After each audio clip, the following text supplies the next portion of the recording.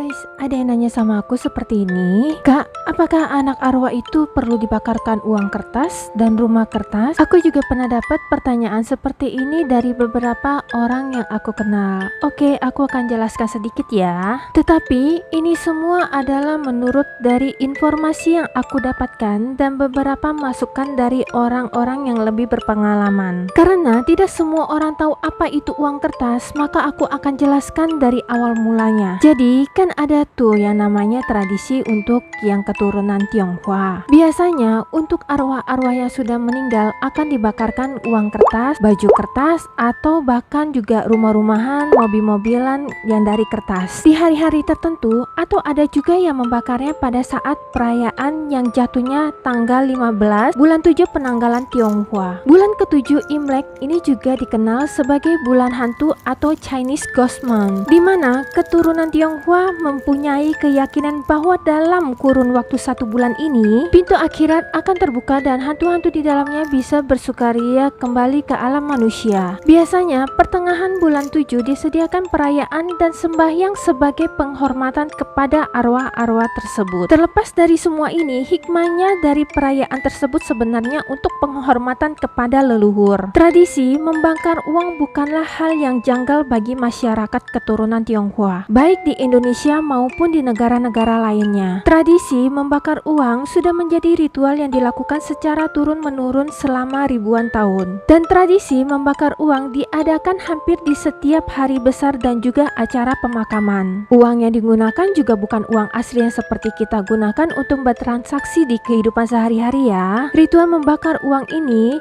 menggunakan uang palsu atau yang dikenal sebagai uang arwah atau uang hantu. Kononnya, membakar uang kertas dapat memenuhi kebutuhan anggota keluarga yang telah meninggal di akhirat. Ritual membakar uang paling sering ditemukan pada awal April, yang dikenal sebagai Festival Qingming. Dalam merayakan festival ini, orang-orang keturunan Tionghoa akan mengunjungi makam leluhur mereka, membersihkannya dan juga membakar uang kertas sebagai penghormatan. Menurut kepercayaan masyarakat Tionghoa, membakar uang arwah juga merupakan bentuk penghormatan kepada leluhur, yang mana leluhur memiliki kekuatan untuk mempengaruhi kekayaan atau nasib anggota keluarganya yang masih hidup. Jadi untuk anak arwah atau anak asuh yang sedang kita rawat saat ini tidak perlu sampai kita bakarkan uang kertas atau apapun seperti baju kertas, rumah-rumahan dan sebagainya. Karena sepengetahuan aku, yang membakar uang kertas itu hanyalah untuk penghormatan kita kepada leluhur.